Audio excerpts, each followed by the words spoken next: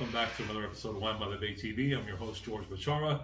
We are on location again at Murphy's, California. It's a wine growing region in the center part of California, and I'm here with my good friend and chef extraordinaire, Chef Noah Bekofsky.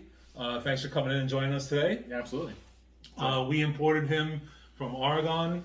He's going to yell at me about that, but I don't really care. Oregon, but Yeah, that's okay. That's fine. That's You all right. you say Oregon, I say Oregon. You say tomato, I say potato. So it's Perfect. fine. But anyway, he's been in the business for, is it 20 years you've been a 30. professional chef? 30 plus years. 30 plus years. See, I just chopped 10 years off his life. Love it. Or I added 10 years onto your life, depending on how it goes. And he's been in some of the best hotels and restaurants in the world.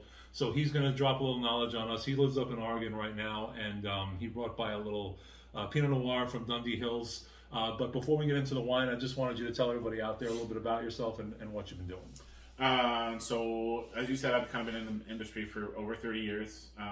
Currently, the last 12 years, I have been overseeing Linfield University and then 8 other colleges and universities as well. So, kind of the university campus student dining. But being where we are in Oregon, we're right in the middle of wine country there. So we have big wine events during the summer, and we do all sorts of fun stuff and tastings. And the university actually has its own private label that they have as well. But before that, I've worked for Fairmont Hotels, Fairmont Scottsdale Princess, Fairmont Chicago. I was in New York, Kapalua Bay in Maui. I spent some time in Germany. So I kind of been. And don't forget South Beach at the Lowe's. And opened up Lowe's way back in 1999, 2000. Opened Lowe's. We probably lived, because I was living down in South Beach in 2000 for a brief time. So we probably lived like half a mile or less away at one point, didn't know each other. Exactly. So that's awesome. I mean, that's a hell of a career. I mean, not that you need me to tell you that, but I'm really grateful, and I'm sure everybody will be as soon as we taste some of this wine, for you to come in here. Tell us a little bit about Dundee Hills. It's a pretty famous area in Oregon. So. Yeah, it's a pretty famous area for growing the Pinot Noir grape. Actually, there it's on the same parallel as Burgundy, and so it grows the same style of grape that's there. That kind of cool climate there for the Pinot grape. It's a very finicky grape, so it's a very thin skin sort of grape. It's, if it's hot or if it's cold, it really reacts to that, and so it's a challenge for winemakers to use it. But the more talented the winemakers, the more creative in the great Pinot that can come out of the region, and that's really majority of what's grown there. They do Chardonnay and they do Pinot Gris and they do some other Rieslings and stuff like that, and even bubbles and such. But Pinot Noir is really what the Willamette Valley and Dundee Hills is known for, and it's got the same Jury style soil that's there and everything like that. So it's really good. Yeah, I mean, I'm excited. I don't get enough Oregon Pinot, to be honest with you. I just, we're in California, went in Rome, that kind of thing.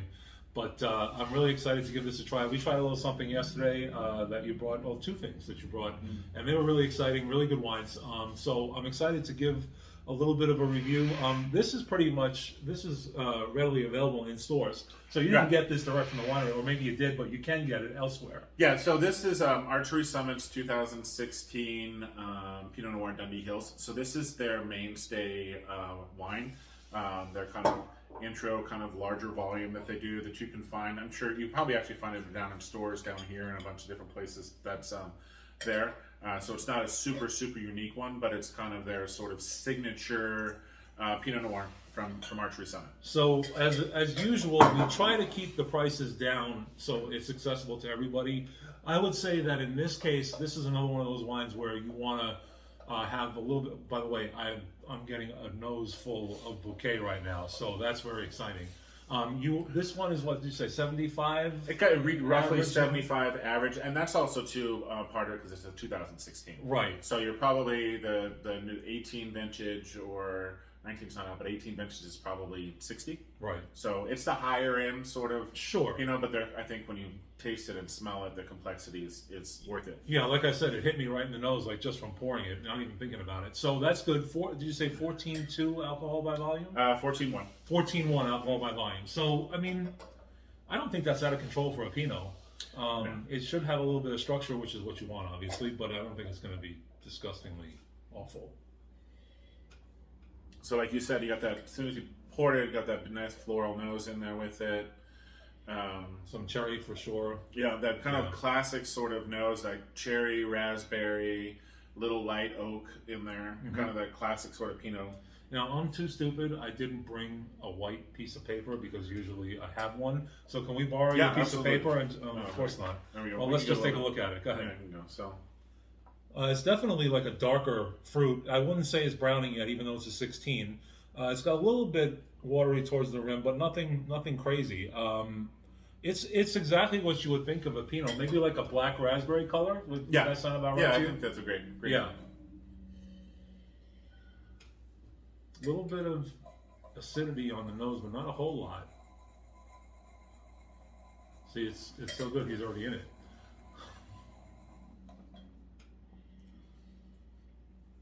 So that's that class for me. That's the classic sort of Oregon Pinot Noir. That's kind of on that higher end, like I said, like $75. But it still has body. It still has structure. It's got great tannins that stay in your mouth and around it. You know, a little bit of black licorice that kind of flows in there with it. And the interesting thing about this for 2016 throughout the Willamette Valley, so the year started early. So the buds and the flowers came out early that year. And then it fluctuated during the summer as far as heat goes. So it was smaller grapes, so they had more intense flavor. So there was less cases produced, but the concentration of the flavors. That's what I want. When I want a wine, I want a tough year. I want a year where the winemaker really has to work to get some production out of it. I mean, that's the best. That is always the best wine. And with the 16, I think that's a great thing for this one too, is that it's with the concentration of it, the more time on the skins, it'll lay down for longer as well. Yeah, I think this is a 10-year wine, don't you? Yeah, absolutely. Yeah. There's some good. I mean, there isn't any staining, which is good. I mean, you wouldn't want a whole lot of extraction on a Pinot anyway. But I got a little mocha too. Like there's a little. I mean, there's good bodies. I would say medium plus body. Yeah, does that sound about that's right? fair. I think. Yeah, that mocha, that little cocoa powder. Just a little cocoa powder. Yeah, exactly. Yeah. Something like that. It really is a nice experience. There's alcohol, but it's not overly hot. It's just at the very, very end, and I'm still tasting it. So it's got a nice finish to it. And that's, I think that's the year is part of that too. That kind of stays with you. Do you feel like if you went, and I'm not to disparage this wine, if you went maybe to, if you really researched, do you think you could find something in this vein, this kind of experience for say $40? Yeah, and I think that the year. So if you're going through and you're wanting to find something that's got the same style that's less expensive, just looking for some Oregon Pinots from 2016 in the Willamette Valley, and you'll have that sort of, you'll get some of that same sort of body and flavor to it. Definitely cherry, definitely raspberry, a little bit of mocha. I like this wine. My palate tends to be more heavy, cab blends, Merlot to some degree. I really like Shiraz. Hot climate Shiraz is right in my wheelhouse. Yeah, exactly. But I like this as a change of pace. We haven't eaten anything, so there's no food component that's in this, and this is great standalone. But I have a feeling with food, again, you don't want to go crazy and get like a Cajun ribeye or something, but like maybe that roasted pork loin or something like that. What would you pair this? So the classic pairing in Oregon is salmon, right? The Pacific Northwest Chinook salmon, roasted, barbecued, or whatever, sort of salmon style. That's that sort of classic setting. You think more of a smoky thing rather than a citrus? Like a smoked salmon? No, not necessarily smoke, but maybe just like a charcoal sort of light smoke with it. I think would be great with it to kind of complement a little bit of that cocoa powder and those, the little bit of the floral that's in there. But the great thing I think about Pinot is one that's got a full body, can go fish and can go steak, and it won't ruin the wine or ruin the food. Filet for sure. Maybe in New York, I don't know that I'd go ribeye though. I feel like that's too fatty. I think. Yeah, too big. Yeah, it's too fatty. I think that would cut it too much. What cheese would you like if you were doing this? Like me personally, I would do this with a killer charcuterie board. What kind of cheese would you think would go better with this? More of a tart, sharp cheese, or more? Yeah, tart, sharp. Because I think with the acidity that's still in here, I think if you used a brie or a camembert or anything like that, that fattiness is going to coat too much, and it's going to give a huge contrast. I'm thinking maybe sharp white cheddar, like a Seattle flagship. Even like a drunken goat, like a goat that's got the been soaked in red wine. That would be really good. Humboldt Fog, theirs. That I'm not Cypress Grove, Humboldt Fog. It's like a goat cheese with a little bit of ash line into it. So those sorts of, a little more tart, or the salty sort of sharp cheddar. Nice. All right. Well, listen, we're only going to do one wine today because, frankly, we don't have time to do more. We got a lot going on. I'm not going to tell you what it is. A lot of you people already know, so I'm not going to worry about it. And those of you that don't know, ask a question in the description box below. As always, we're sponsored by Goosehead Insurance.